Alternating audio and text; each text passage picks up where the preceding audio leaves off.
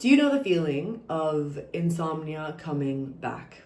Meaning that you might have struggled with sleep, specifically insomnia, in the past, and you recovered, or it seemed like you had recovered, and then out of nowhere, it's one thought, one uncomfortable situation, and your insomnia just comes rushing back. The thoughts, the emotions, the discomfort, it's all there again, and it almost feels like it had never even left to begin with. And this can feel very heavy and frustrating and annoying, and in a way also sad. It feels like you also have so much to lose because you had made all this progress and now you're back at square one. Well, first and foremost, you're not back at square one. This is a very normal part of insomnia recovery. And in today's video, I'm going to break down 3 of the most common mistakes that I see individuals make on a daily basis when they are struggling with a speed bump, and also what you can also do instead if you actually find yourself in that situation. And if we do not know each other yet, hello, my name is Fiona and I'm a recovered chronic insomniac turned holistic sleep coach. I struggled with insomnia for a very long time and I tried everything to try and fix my struggle. Everything from CBTI to medication to therapy to breath work, you name it. If it's out there and it's suggested as a possible solution for insomnia, I tried. I feel very deeply passionate about this struggle because it was one of the hardest things that I've ever had to go through. And I truly feel like there are not enough resources out there that truly explain the cycle of insomnia and actually help support holistic recovery. One that is absent of very strict rules, medication, and one that actually leads to lasting recovery. So this is why I do what I do. I help people on a day-to-day basis. And if you're still unsure as to what insomnia is and how to actually break the cycle, if you're still in that phase of truly starting to understand where you are in your journey, then I do encourage you to check out my free masterclass, which is actually linked below, in which I break down exactly what insomnia is and the 4-step process that you need in order to finally reclaim your life from insomnia. Anyway, let's get into the video. Before we get into the core of this video, I do want to address and say that insomnia speed bumps are completely normal and actually an expected part of recovery. And that is because insomnia recovery is not a linear journey. It is the process of us reteaching our mind and body that wakefulness isn't a threat. And that is sometimes something that happens in a very kind of up and down pattern.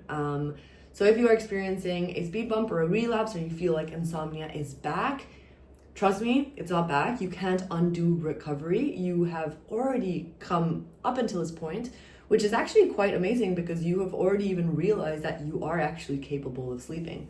Oftentimes, speed bumps feel very heavy because it feels like we have so much to lose, when in reality, you can actually look at it a bit differently and you can actually tell yourself like, wow, true, I'm struggling with this again, but I also have the evidence and the experience that I can actually sleep. So if you are struggling with a speed bump and a relapse, I fully resonate with you. They feel horrendous and the emotions are there, the frustration is there, the anger is there, and that is all completely normal. So please just give yourself a little bit of grace and kindness because it is not your fault that you're actually in this situation to begin with. So the number one mistake, and something that I'm also personally guilty of, and absolutely every single person who has insomnia knows this, is to try and approach a speed bump as something you need to fix, avoid, and specifically something that you're trying to replicate that happened in the past. Meaning that if you're struggling with a speed bump now and you feel like insomnia has come back, you're going to start thinking to yourself like, okay, well, what did I do in the past in order to achieve sleep? Or how did I overcome this in the past? Or how did I learn this in the past in order to achieve sleep? And I'm going to try and do that now. And the problem with that now is that now becomes a sleep effort. What you did in the past, which is the process of befriending wakefulness, wasn't something you were chasing or doing. It was a process of allowing. We get to the point, specifically at the peak of our insomnia recovery, and specifically maybe before you start experiencing speed bumps, in which you're just so exhausted from the fight with sleep that this idea around befriending wakefulness and allowing and trying to refocus your control on things that you can actually control, like your time and what you do with it and how you process your thoughts and emotions, that situation was the process of surrender and of allowing sleep to come to you, because you weren't chasing it back then. And now fast forward to when you're actually having a speed bump. If you think to yourself, okay, well, in the past I used to read a book when I couldn't sleep, or I would journal, or I would get out of bed and I would listen to a podcast, so I'm going to do all of those things. Oftentimes that's going to backfire, because you're no longer doing that with the intention of befriending wakefulness. You're doing that with the intention of achieving a specific outcome to something that you have done again in the past. So again, that is a sleep effort, not befriending.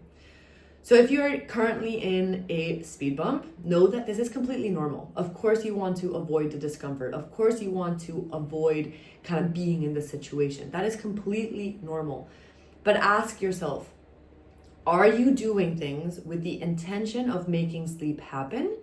And if the answer is yes, or if the answer is yes, I'm doing what I used to do in the past because it worked, you need to reframe the question and ask yourself, what can I currently do to reclaim my time?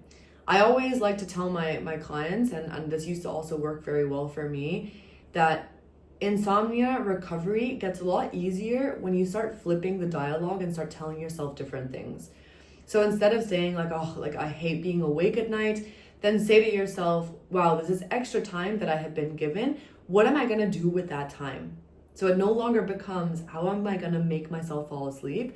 But instead, okay, I've got extra time. I'm accepting it. It's a, oh well, instead of an oh no. And I'm going to start reclaiming my time and actually do something that I can control in order to allow sleep to come to me. The second mistake that we all make, and everybody makes when insomnia speed bump occurs, is that we push away the uncomfortable thoughts and emotions.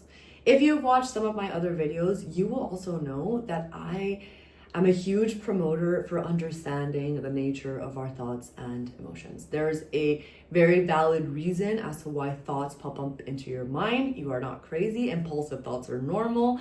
And the reason why we also cascade into all of these emotions is because we tend to also prescribe too much value to our thoughts. We take our thoughts at face value and we believe everything our head is actually saying. So that's obviously a completely different conversation. But if you are finding yourself in an insomnia speed bump, oftentimes our reaction is, I don't want to deal with this anymore. I'm tired of the thoughts, of the emotions. I'm tired of having to feel sad and hopeless, and I just don't want to be in this situation anymore. So we distract ourselves, we like seize the day. So many of my clients are like, oh yeah, like I try and make the most of my day even though I'm struggling with this. And even though that is great, it is also so important to make space for our thoughts and emotions. And that is because in this situation, our thoughts are signals, not flaws, meaning that they are sending messages to the logical side of our brain that there is potentially a threat that we need to deal with. And whenever we push those thoughts away, whenever we distract ourselves and we avoid that dialogue, we're actually making the thoughts and emotions louder. And that is because we're actually signaling to our central nervous system that we're not listening to what it's saying. Imagine you being chased by a lion and you're convinced, the logical side of your brain is convinced that the lion's not going to attack you. So instead of running away from the lion, and the thoughts are there, like, oh my God, you need to run away. Like, what's going to happen? Like, it's going to eat us alive. You need to run for your life. If your logical side of your brain's like, nah, like nothing's going to happen. Like, come on, like, don't be silly. Like, nothing's going to happen. Like, this isn't something I need to worry about. Those thoughts are going to get a lot louder. I guarantee they're going to get a lot louder, because this is the survival part of your brain. It doesn't have to do with logic. It doesn't have to do with reason. Its primary focus is survival. And it is no different when it comes to sleep. So if you are struggling with a speed bump right now and you have uncomfortable thoughts and emotions, please don't push them away. I have other video resources that you can also kind of like dive into, that where I explain the process of also like acknowledging your thoughts. But a simple and easy way for you to do that is to just write them down, Dedicate a time every single day to actually worry about all the things that you're worried about. Write them down on paper. Do not change them. You can also meditate, do a bit of breath work. But this is just a process of actually sitting with your thoughts and emotions as a means to signal back to your survival brain, thank you so much for worrying about me. I'm listening to you. I know that you're taking care of me, but right now I don't actually need to act on these impulses.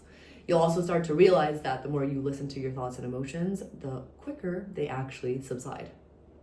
And the third and final mistake that we all make, and I always think that this is the hardest component in insomnia recovery, is that we are so hard on ourselves.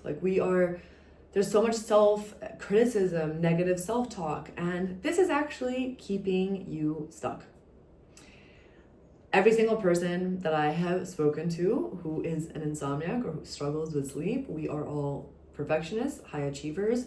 We like to have control over our lives. We're go-getters, we're fixers. We make sure that when a difficult situation actually is presented to us, that we simply bulldozer our way through. And that can be absolutely amazing for so many other situations in life, except for this one. And that is because when you cannot control sleep, the natural impulse for your brain is going to associate you as being broken, as something being wrong. You're going to negatively criticize your inability to fix this or avoid this. And speed bumps are no different. You're going to feel like you're broken, like you don't have control of this, like this is going to affect your life in so many deep levels. And the self-criticism may be our default mode, but it is so important, specifically when you're struggling with a speed bump and insomnia recovery, for you to start changing the dialogue. You don't need to do this for absolutely every situation. I believe that, being a perfectionist or being a go-getter can be a great thing. Like, it's not a bad thing to be the way that you are. You simply need to become aware, and this insomnia recovery journey is teaching you to become aware as to when you need to push and kind of push through, and when you need to soften and be kind to yourself. Insomnia recovery is one of those situations in which you need to be kind to yourself, because the more that you negative self-talk, the more that you criticize yourself for being in this situation, the more you're actually increasing hyperarousal. You're defaulting into control, which is a fight or flight response system, as opposed to an allowing and accepting, which is a rest and digest, or when your central nervous system actually feels calm. So it may be your default for you to be hard on yourself and for you to be like, okay, well, we have to do this. Like, you need to fix this. You can't allow this to happen. But you're actually making the situation worse by talking to yourself that way. So I always say, what would you say to a loved one that is currently in your situation? What would you say to them? How would you comfort them? How would you make them feel a little bit better? What would you tell them they should actually do? And guarantee that dialogue is going to be so different to the current dialogue that you are having with yourself. And I would just encourage yourself to ask yourself why that's not available for you and how you can actually make that available. Anyway, that is all for today's video. I hope that these points have been insightful. And if you are personally struggling with a speed bump right now, you're not alone. You're not broken, and you've got this. You're also way more resilient than you give yourself credit for. And if you still feel like you have doubts or you have questions regarding your own personal situation and how these topics apply to you, please go ahead and drop those comments and questions in the comment section, and I promise to get back to you. Anyway, bye for now.